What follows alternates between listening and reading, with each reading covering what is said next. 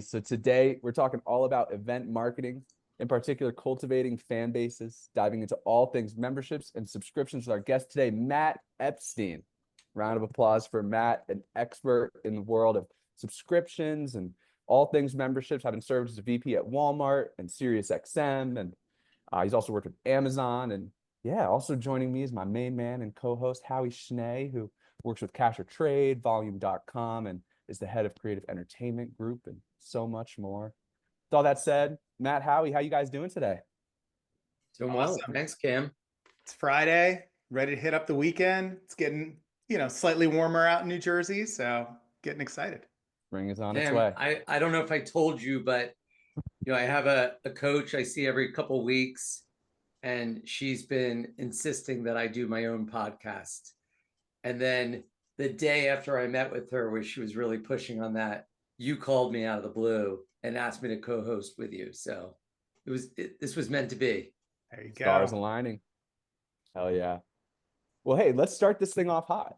To get the ball rolling, Matt, I'd love to hear, like, kind of zooming out and reflecting on how you've gotten yourself to where you are here, getting to go on these big fancy podcasts like this one.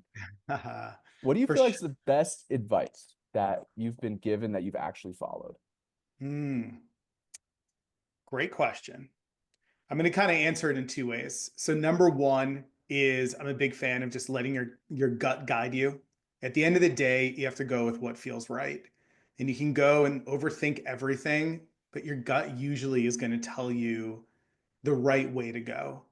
And I think that's kind of how I, lived my professional life, is just anytime I had that gut feeling that maybe I should make a change, I listened to it, tried to focus on it and see where it pulled me next. I will say there's times it pulled me in the wrong direction, but it was also helpful to even just make that change. But then I'm going to answer it another way, which is there's a mantra that someone told me.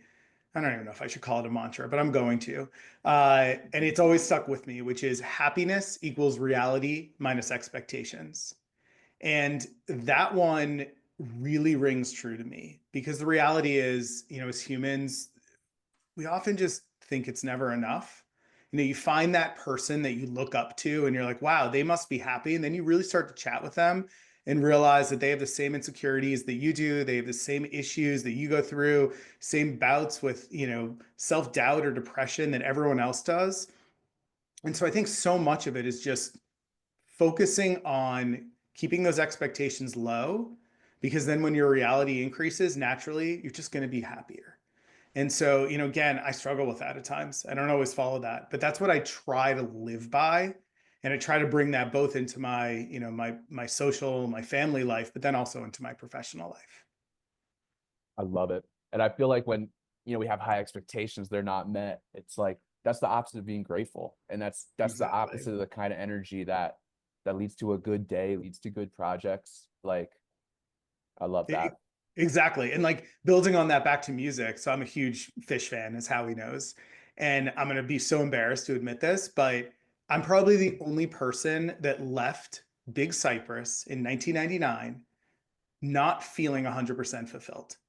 And the reason is I went into it with a feeling of, I want those rarities. I want all those songs that I've never heard before. I didn't get that many of them. I just got some killer music and an incredible experience. But there was a part of me that was left disappointed. And it kind of taught me a valuable lesson in that way of just in the same way, when I go to a Fish show, I got to keep my expectations low, just because then I know I'm going to be left happy. I have to do that with life. And that's why when I heard that phrase, it really rung true to me. And I've held on to it throughout those years. Yeah, I love it. So Matt, talking about your career a little bit, having, worked with Amazon, SiriusXM, Walmart, I would love to hear, kind of referencing each of them, how you feel like the cultures of innovation, of how you would describe their culture, how you feel like they kind of differ, or maybe things you've drawn or learned from each individual company there. Yeah, for sure. I'm gonna sit here and put Amazon on a pedestal against all the others and way above all the others. Not to, be negative on the other companies that I've worked, but there was an innovation at Amazon that it was just amazing, and it taught me so much. And I would say the way that Amazon structures innovation is innovative in itself. And I'll walk through what that means. So Amazon focuses on what is the end result that is the customer facing result that you want to drive in a business. And the way that they do that is creating a press release. So as an example, I led marketing on the first ever Amazon Prime Day. And so when we were building up Prime Day, the first thing that we had to do was write the press release of what it would look like. Today, Amazon announced that they're having a killer savings event in the middle of the summer. It's bigger than Black Friday. It has all these amazing deals, blah, blah, blah, blah, blah, goes into that. Then they go into a series of frequently asked questions where you really get into more of the details. That's the first thing that happens. Typically, that's not what occurs at a company when they're driving innovation. They focus on the tactics. They focus on those elements that are going to build up to the end result. What Amazon does is it builds the end result first. And I actually think music festivals, my wife used to be in music festivals, they have to do that too. So I've always loved that about music festival space. I've hired multiple people from the music festival world for that exact reason, because you have to focus on that end result first. So at Amazon, the way that they would do that, focus on the end result, and you would have so many meetings with very senior people where you'd be talking about what is that end result? Let's ideate on what that press release should say. Let's look at each specific word and understand, is that the best word to use? Once everyone decided this is the press release, then it's a matter of moving forward with the goals, the metrics, and the timeline to get that end result you want to get to. And within each of those, you're always referring to that press release throughout that journey. So as an example, if you're looking at the timeline, if you're looking at the metrics, if you're doing a check-in with people, you may start the meeting by doing a refresher of everyone, let's read that press release again to remind ourselves about what we're building. That focus on that end result, to me, just blew everything in my mind away of just how to frame an innovative thought. That was one piece of it. The other piece of it that I loved at Amazon is innovation could come from every member of the team, no matter their level. And that was something I always found amazing. So for example, Amazon Prime, that was developed, the idea behind it was developed through a press release by a fairly junior level engineer, software engineer. And so it wasn't something that came from the top. I would say that is different than the other companies I worked. The other companies I worked, it was more of a top-down approach. What I loved about Amazon is it was a bottoms-up and a customer-driven approach when it came to innovation. Wow. And they got us all hooked. They got us all hooked. And like when I was there, it was like this innovation factory that, I was there from 2011 to 2018. And it was just like every day there was something new that was coming out. And that's what made it so cool. It was so vibrant. It was so exciting. And I mean, this is the thing about companies. They go through growth modes, they go through profitability modes. They go back and forth. You look at the life stage of companies, it's always what happens. For a while, Amazon was all about growth because Jeff Bezos saw that big picture. He saw how big it could get, and he was right. And so that growth stage happened for longer than I think most other companies would have given it. Now, Amazon's kind of gone back and gone more into profitability mode because they've been forced to over the last, let's call it 5, 6, 7 years. But they still have that edge towards innovation that I just think is amazing and a lot of companies can learn from. Fascinating. Love that. Howie's got a few questions for you here. Yeah. So Matt, you've developed a growth framework for membership services, and would love to just hear kind of a brief overview of what this is, what you would say are the top 3 mistakes that companies typically make when they're designing subscription models. And, I'm personally very interested in this question as I'm working on the subscription side at volume.com right now. And we're really, putting our focus into that. So this is like grad school for me. So would love to hear what you have to say. Yeah, let's do it. So I've worked in membership for 20 years. I love it. And I think the reason I love it and I've always been drawn to it is the complexity around it. You almost have to think about a member as this living, breathing creature that you're supporting versus if you just have someone coming in and, buying pens from you, it's a one-time transaction. You're not asking them to have this continuous relationship. When it comes to membership, you are. And so for that reason, there's so many more complexities that go in to building up that business model. And so now I'm at that point after working at all these companies where I'm trying to put this into writing. I'm, writing articles. I'm trying to write a book on what this all means. And so it's a great question, Howie. What are the three, big takeaways? I would say number one is obsess about what the benefit is you're offering and why it's meaningful to the member that you're trying to attract. Said another way, two super basic questions to ask yourself. Who is your customer? What's the problem you're trying to solve for them? It's like the most basic questions. It's like it's, business 101, but you'd be surprised how often companies, even big innovative companies, don't answer that question first.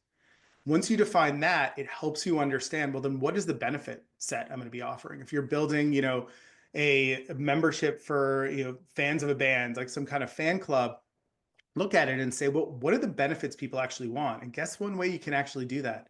Ask them. Send out a survey. Do a small focus group where you're just asking people. You'd be amazed how often that doesn't happen. People at different companies just go in and they build what they want versus what the customer wants. That's a huge mistake. Number two is a lot of companies focus just on acquisition and not on retention. What that means is they bring people into the fold, but then they don't keep them. So example there is if you're, you have a streaming video service and you're giving someone a trial offer and they go check it out, but then they churn out right away. We've all done that. We've all tried out a membership service and then left. But that is super expensive and hard for a company because it's so much harder to bring you back. And so the reason that that's so important is you create almost this leaky bucket problem where you bring people in, but you're not keeping them.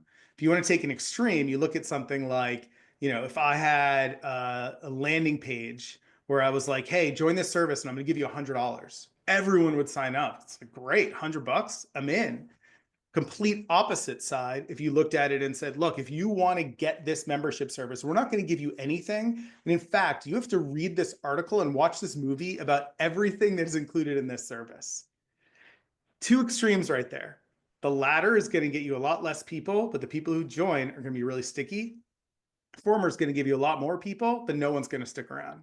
The goal is to be somewhere in the middle. And so to figure out that happy medium between giving someone a hook that gets them to sign up now, but also allows them to understand what the value prop, what the benefits are that they're getting. Then I would say the last part I'm going to talk about is really in terms of like the sign up flow, which is if you have an ad, if you have an email, if you have anything you're doing where you're reaching out to people, you're always driving someone to one place. Where are you asking them to go? It's like that's their entrance. People don't obsess about that entrance nearly enough. And one way you can do it is to create multiple versions of it and look at it and say, look, we're driving people from email. Let's create one version of that landing page. We're driving people from, Meta, Facebook and Instagram ads. Let's put another one. And then they're coming organically. That's the third one. And then just start to look at your metrics and start to understand what's effective, what's not, but then also look at best practices of others. So it kind of goes into number three. Look at all your competitors, both direct competitors and indirect. If you're doing something on a fan club, also look at the landing page for a Netflix. Look at it for an Amazon Prime. Just steal their layout. Yeah, this is what everyone does. But it so infrequently do people actually obsess about the competitors and say, here's the best practices. Now let's bring it to my service. That's great. I'm curious what you think about, fan clubs specifically. If people, do you think the move is, let's just say, you want to offer tiers because, you got those super fans that are willing to spend a lot more money.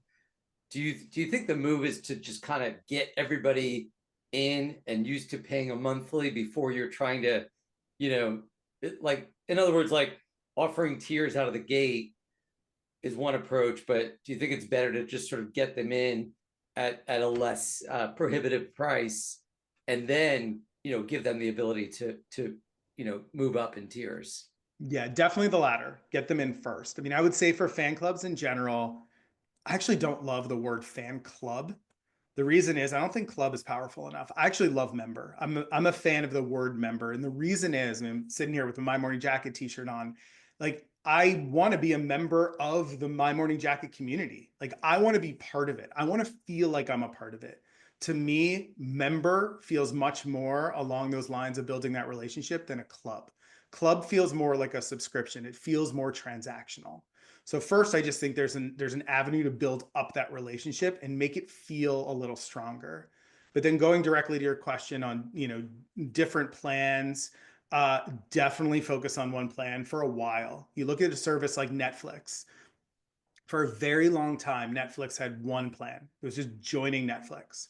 Over time, they introduced three different plans where you get different streaming rates, you get different, how many screens you can watch on at the same time. That should be much later.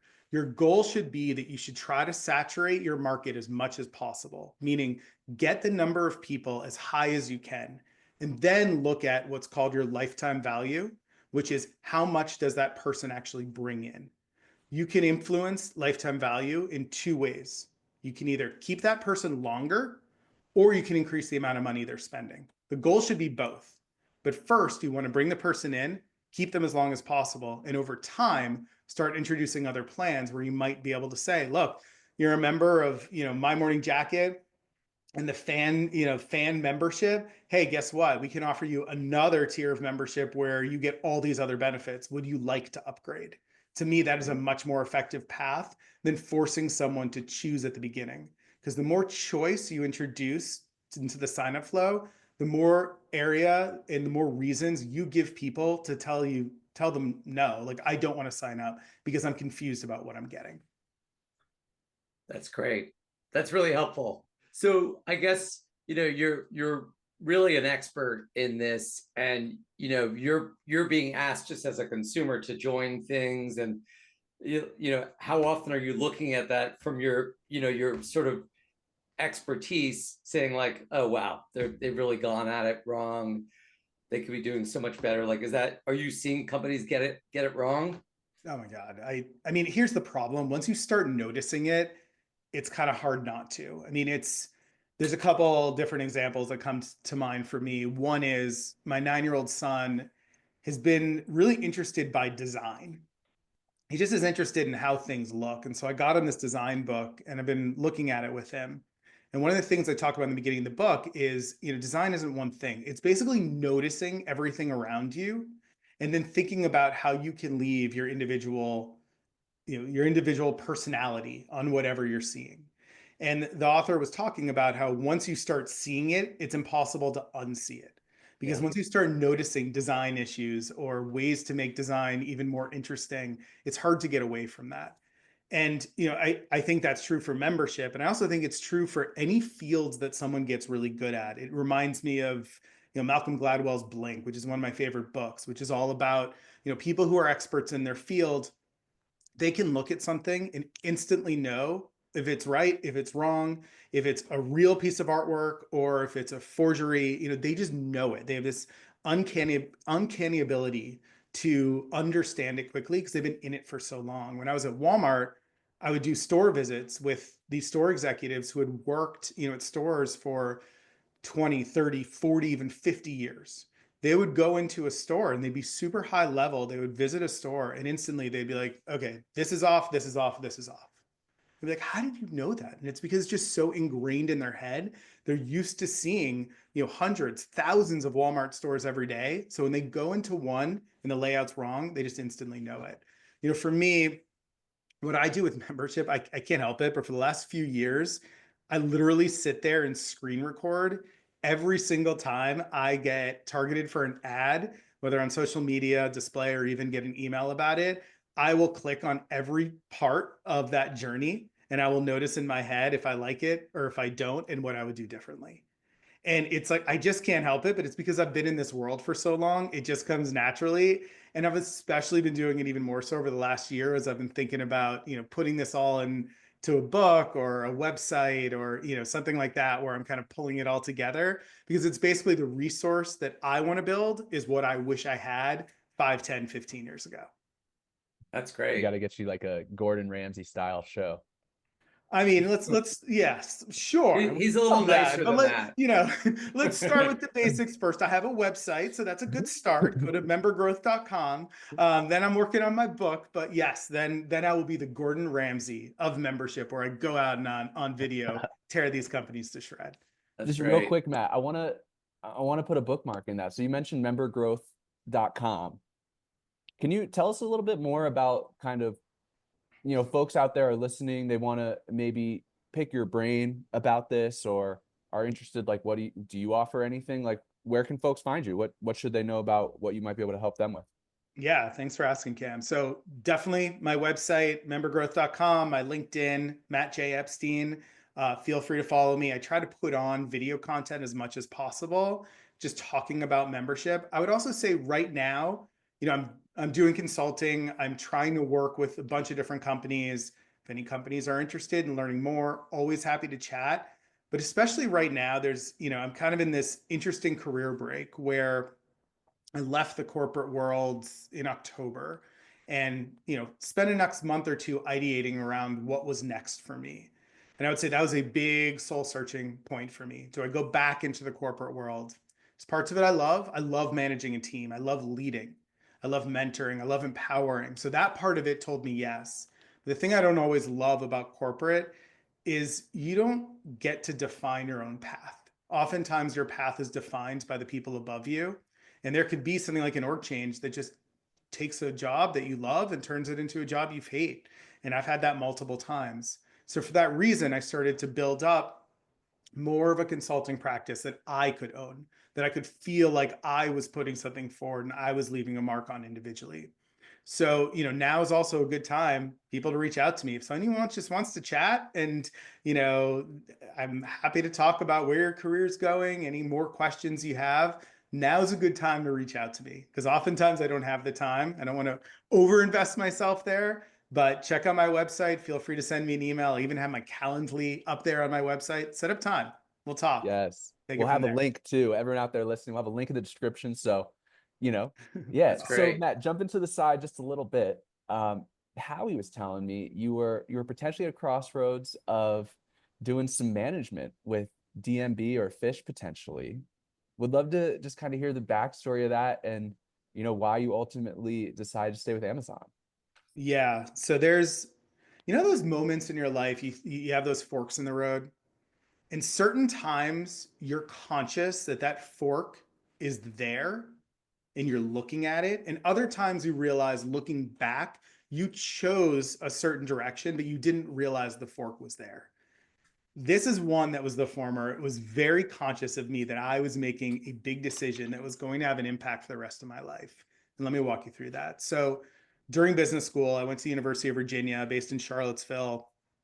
Uh, Before I went there, I was at SiriusXM. Someone I worked with had mentioned, hey, red light management's in Charlottesville. If you ever want a connection there, maybe you could intern there, let me know. Happy to introduce you. And so after my summer between my first and second year, had an internship I did not like. And I came back and I was like, I got to do something different. I miss the music world. I just want something that just feels different. And so I reached out to my connection at SiriusXM. He connected me with Patrick Jordan, who manages Fish and DMB and a few others, who connected me with kind of the internship group. And I, applied and interviewed to be an intern. And the answer originally was kind of like, okay, yeah, I mean, you have the job if you want it, but you got to realize everyone you're going to be working with is a college student. This is an internship. Are you okay with that? You're in business school. Like, is this really what you want to do? And I was like, yeah, I just want to leg in here. Like, I love the work you're doing. So I joined, and for the first week, I was writing in like promotional posters for bands playing in Charlottesville. I was like, this is cool, but this isn't as cool as what I was hoping. So I talked to Patrick and I was like, look, I have a big focus on data. I know how to make sense of data. You have anything that I could look at? I'm happy to try to make sense of it. So he was like, all right, go talk to this person, go talk to this person. And so I started to download a whole lot of different data, looked at, especially for DMB and also a couple other artists, what do their ticket sales look like? Where are people buying their albums? What does their email demographic look like? And I tried to make sense of all that. And really the goal that I had was looking at, are there certain markets that DMB especially was selling really well, but maybe they weren't touring there. And so I put together kind of a strategy of like, hey, Patrick, you should look at maybe touring in these areas because it seems like there's a market for it, but you're not satisfying that market because you're not playing there. Patrick really liked it and was like, you should talk to Corin Capshaw, who's the CEO of Red Light. So I started working with Corin on that, and he liked it as well. And so at the end of my time in my internship, there were questions of, would you want to work here? You know, kind of doing more of strategy, data, business development. And, you know, the challenge for me was I also got my offer at Amazon. I also had business school loans. I also did kind of want to live in Seattle, even though I love Charlottesville. So it was hard for me to turn that one down. I did. And that was kind of the almost easier one for me to turn down. The harder one for me to turn down was 2 years later when Patrick called me up. And I will never forget this. I was about to go into a movie in Seattle where I was living. And Patrick was like, okay, Matt, I know you're going to say no to this, but I have to offer this to you. I need a day-to-day manager for Fish and Dave Matthews. Would you like that job? And I was like, oh no, this is my dream job right here. You know, how could I ever turn this down? But I did. And I would say the reason is, you know, I looked not at myself now. As I told Patrick, I was like, look, I'm 30 years old. The 30-year-old in me wants to take this job. But I realize if I take this job, I'm down the path of an artist manager. And that in my gut doesn't feel like my place in this world. And I felt like it wasn't the right path for me then. Interestingly, about a year later, I called Patrick back up. And the reason is when the job I had at Amazon at the time, I was really excited about, but I actually didn't love it as much as I thought I would. And I called Patrick up not to ask him if I could get that job again, but more to just kind of talk about this. And I basically said, like, oh, there's times that I question, did I make the right decision? And he was like, Matt, I got to tell you, grass is always greener. Because where I'm standing, I would love to be doing what you're doing. And so even though you're telling me you'd love to be doing what I'm doing, you think I have the coolest job in the world, I actually think you have the coolest job in the world. And that's where I feel like it all goes back to that happiness equals reality minus expectations mantra, where it's like the more you talk to people, the more you realize that we just as humans are always looking at others and always questioning, should we go in a different way?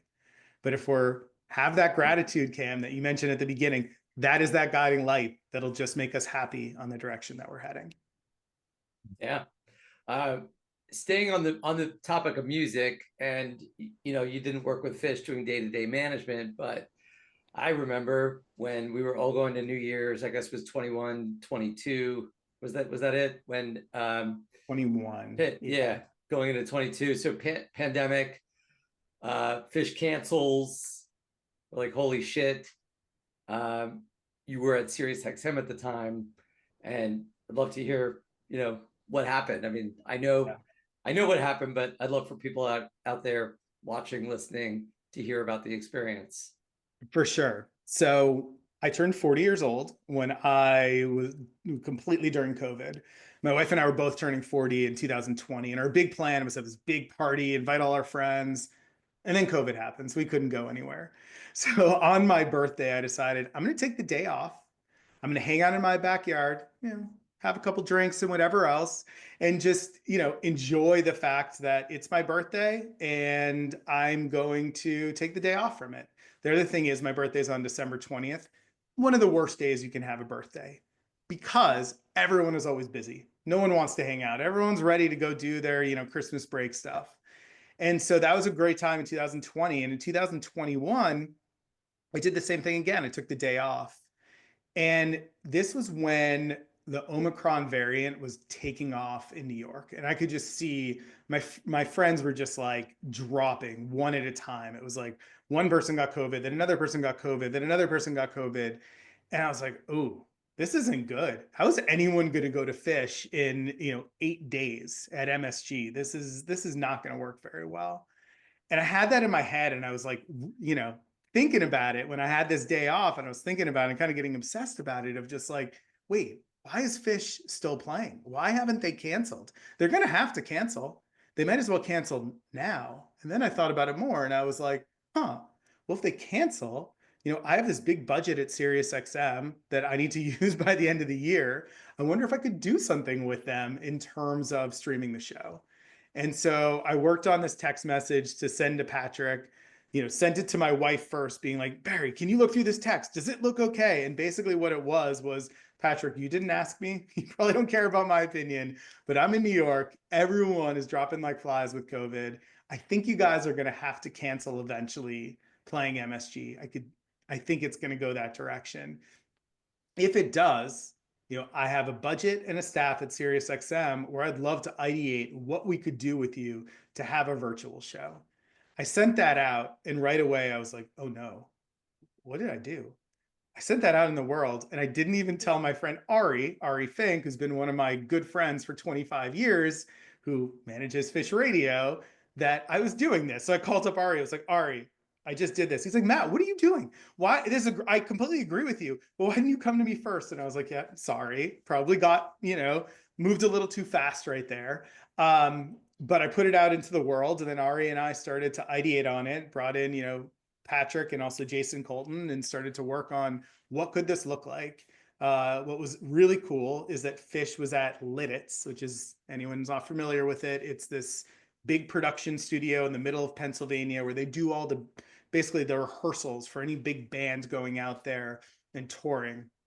Fish always uses it to rehearse their New Year's shows or Halloween or any other big production. And so they were there. And so it was a matter of, look, if SiriusXM can help, cover the cost of Fish staying around and their equipment still being there, we could do this virtual content that SiriusXM could sponsor, push back the New Year's shows to April, which we did. And, Ari and I were executive producers on it. It was super cool. But I would say after I sent that out into the world, that was December 20th. 21st was when I realized I had to get this sold off by all the executive team at SiriusXM. And it wasn't, I'm not going to go into how much it was, but it wasn't cheap to go spend on this.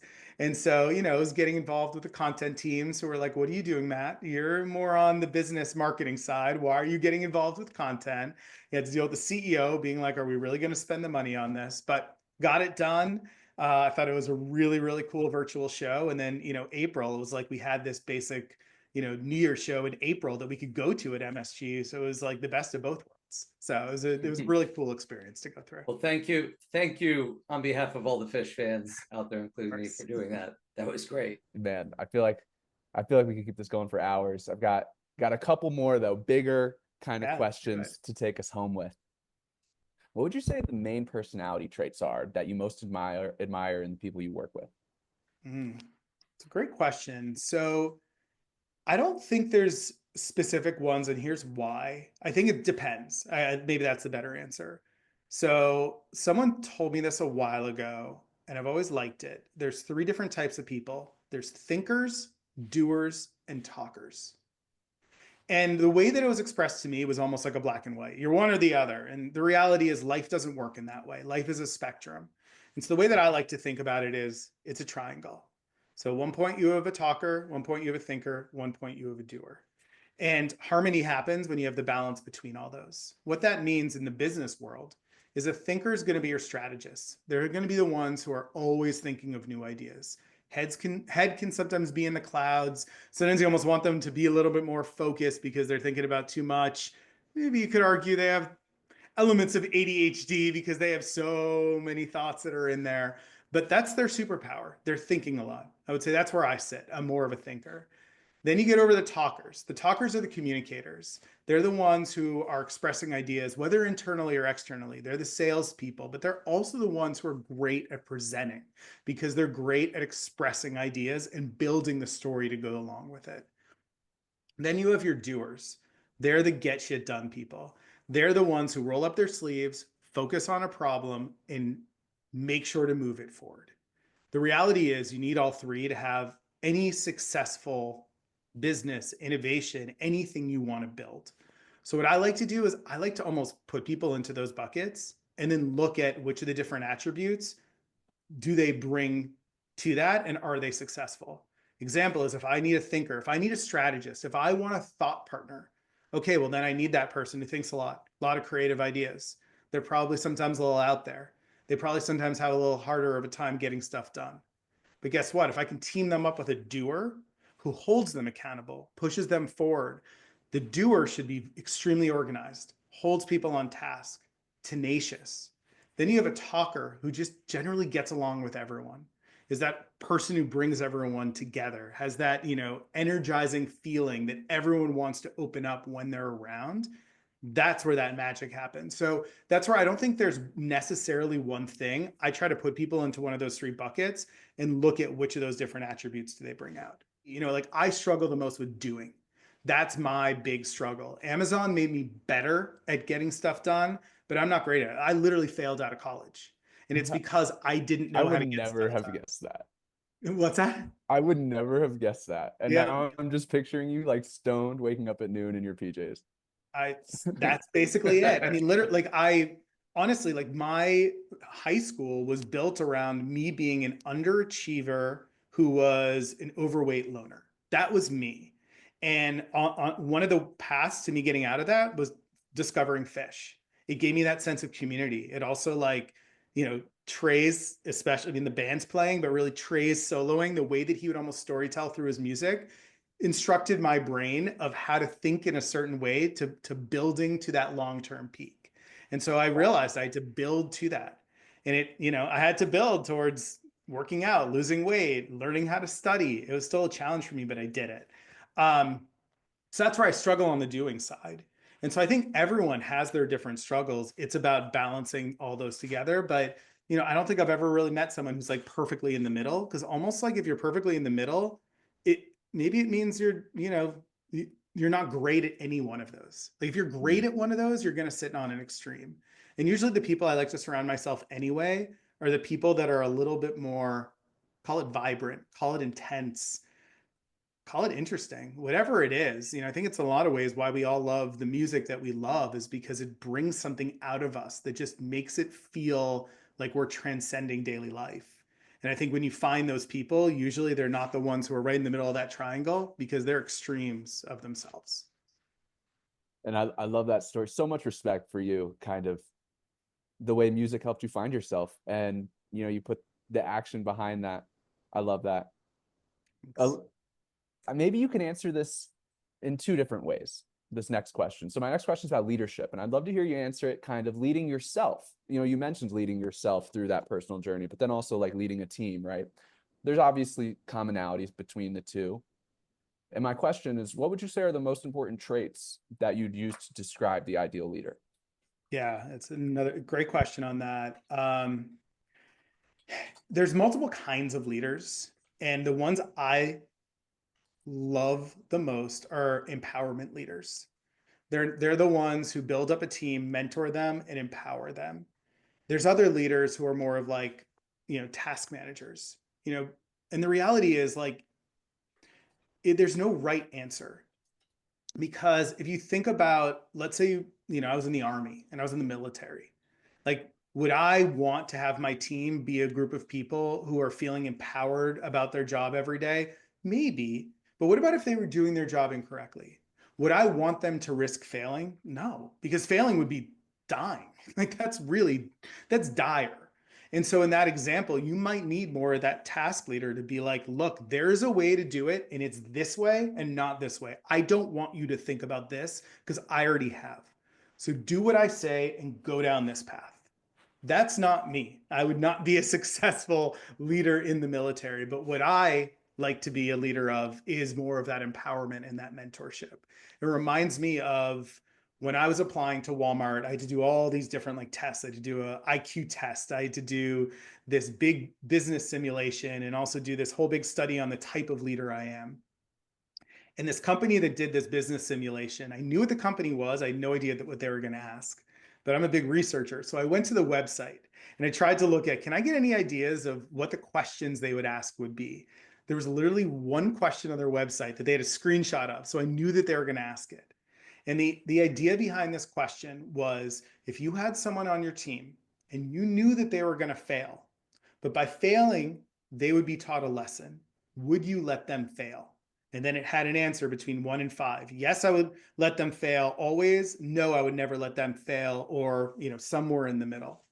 And I debated that with my wife a lot. My wife is a lot more of the, keeps people on task. She's more of a doer. She knows how to be strategic, but she's really good at getting stuff done. And we did a debate about this. She was like, well, I wouldn't let someone on my team fail if I, could show them another way. And I was like, but they'll learn something. And if they learn something, isn't that a great thing? That's where I sit. And so again, there's no right answer with any of these kind of questions, no right answer. But I know where I sit. And where I sit is if someone's going to fail, but it's going to teach them something, that may be good for them in the long run. It's kind of like teach a man, to fish, because it's going to teach them for that long run. And that's what I look for in the people that I bring onto my team, are people that I can empower and lead so that they can become future leaders. They can eventually be, my boss. Amazing. And yeah, Cool. like one of my favorite things about a great leader is just like the energy of, hey, like not everything's going to be perfect and we're going to make some mistakes and that's a part of it and we're going to grow from it, and having like the leader set that precedent as opposed to like, starting with anxiety about perfectionism, like that just changes the whole energy of the Yeah, team. you're totally right. I completely agree with you on that. And I think the other part of it that is definitely a requirement, I forgot about this one, is a good leader should always be extremely decisive when a decision needs to be made. Hmm. One of my biggest frustrations in the business world is indecision when it's not an active decision. What that means is it's completely acceptable to say, I'm not ready to make a decision right now. First, I need to look at X. I need to look at this data that you need to provide me. Or I want to look at Y, which Y maybe is running this test. Or I want to wait till this event happens. That's not indecision. That's a decision to delay. What I find is the biggest challenge is when a leader is not decisive and just scrambles and doesn't know how to make a decision because he or she isn't comfortable and confident enough in themselves. To me, a good leader will make that decision. But the other thing that I've learned over time is what I think the best leaders do, they're never the first one to speak. They're the last one to speak. They know how to actively listen to everyone around them, hear everyone's viewpoint, and then they're the ones who give that decision. I'm going to give a quick story right here that was always enlightening to me. I helped launch Prime Music on Amazon Music. And when we built this press release, we presented it to the head of digital music. Very senior guy, known as being very tough, very bottom line driven. And we presented it to him, and I was expecting him to either tear it to shreds or just quickly give what his viewpoint was. I was amazed that this guy who was known as being so tough and so vocal, what he did is he went around the room and he asked, everyone who was on his team, what do you think? What do you think? What do you think? What do you think? He listened to everyone's viewpoint. And then it enabled him to bring in their thought process and then make his own determination and give that conclusion, which was, I like this. Let's move forward. Here's a few things to work on. That has always stuck with me. And so what I try to do in meetings is bring that patience where I'm actively listening to others. I try not to multitask. Get off your devices, get off your phone, get off your computer, focus on the task at hand, but actively listen to everyone else and bring that in and try to be the last one to speak, not the first one. I love Love it. that. Hey, so Matt, I think you and I are really similar where we're driven, career is important to us, but we also love our families and, our kids are, everything to us. So I'm just curious about how you like, if that's a struggle for you, sort of, juggling both of those things and how you deal with that. Yeah, these days less so because I have more time, which has been really nice. I mean, I Yeah. would also say, COVID, I hate to say it, it was a positive for me in a lot of ways of at least for the last bunch of years, who knows if this will change going forward for me personally, but the last bunch of years, I've had so many more dinners with my family than I ever imagined could have happened. Because before COVID, I was in an office every day and I would get home, at earliest 6:30, but realistically 7:30, which would mean it's too late to have dinner. Last night my family sat around eating tacos together that I made and I made with my kids. And I was like, this is amazing. I actually did not have that growing up. My family was not one who sat around eating dinner together. I have a lot of value on that. And it is what keeps me both humble, but also gives me my passion and energy to move forward. I would say is my family, to Howie, your point. I Yeah. think the way that I balance it is, I try to kind of see my family a lot, but honestly, not all the time. Like I need my breaks. And, my kids understand that. They sometimes push back. My older son, especially my 9-year-old, wants to do everything with us, which I feel so lucky for, because probably in 2 years he's going to want to do nothing with us. But right now he wants to do everything with us. But, we tell him, look, mom and dad still need to go out with our friends. There's certain events that, we can only go to and you can't. Like, sorry, this concert's 18 or over. But where we can, we invite him in. I mean, perfect example. I almost shocked that I'm doing this, but in a month, not only actually, not even 3 weeks, I'm going to Mexico and I'm bringing my 9-year-old to like this almost like health and wellness resort and spa. And it's because he loves that kind of stuff, but I'm also trying to kind of teach him more in that area. And it's because I love spending time with the dude. He's super fun. And it's like, yeah, I could go with friends or, go with myself, but I like spending time with my 9-year-old. Might as well bring him. And so having that balance though, to also be able to like, Howie, us going out to a concert together and having that freedom is nice too. So I think Yeah. it's, it's all about the balance there. It's funny. I did grow up having family dinner, so that was something that was important to me as a dad. And the other day, Arlo, my 15-year-old, said, Dad, I was talking to my friends and they don't have family dinner. I was like, do you not want to have family dinner with us? And he's like, no, I do. And So how cool is it that he knows that? And I mean, that I feel like right there, you're feeling that gratitude that he has of yeah, seeing that you're doing this and other people are not. And yeah, I think it's a great reminder. I mean, that's what I tell my kids to all the time. Like, Cam, it's like cheering during like the gratitude portion. I think it's one of the keys, to life is just seeing the gratitude around you and understanding when you have to be thankful. yeah. I think also like the perspective of time, because Arlo's going to be in college in less than 3 years, and it's like then he and Abe will be on different, vacation schedules, Yeah, right? Like everything changes. So I'm really cognizant of that, of how much time we have totally. in this dynamic. It's true. Well, Matt, Howie, I know saying the obvious, your families are so lucky to have you guys. I absolutely loved your answers. Howie, thank you so much for bringing Matt on this podcast. Yeah. Perfect in my mind. And yeah, so Matt, we've got the links in the description. Any final words for anyone who's listened this far who may be interested in talking more with you? Well, first I'm going to answer it a different way, which is I just want to thank everyone out there who's in the music world. Like, there's so much joy that's brought to my daily life because of music. And if I didn't have that, I wouldn't know it. I wouldn't know what I was missing, but because I have it, I know what I would be missing if it wasn't there. And the music world is a really hard world. Like, I'll be honest, I left it for my business focus on purpose because I know how tough it is.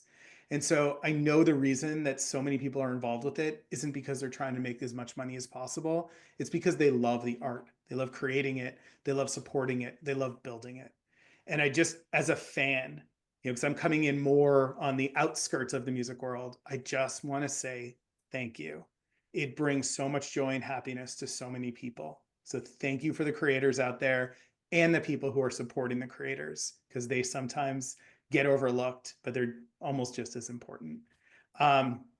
Bringing it back to your question, I would say, yeah, I mean, feel free to, go on my website, membergrowth.com, go to my LinkedIn, Matt J. Epstein, follow me, shoot me a message. I love hearing from people. You can probably tell I'm a pretty communicative person. So I love hearing from people. So, reach out if you have questions, thoughts, suggestions for me. Like, I'm always looking to, better myself as well.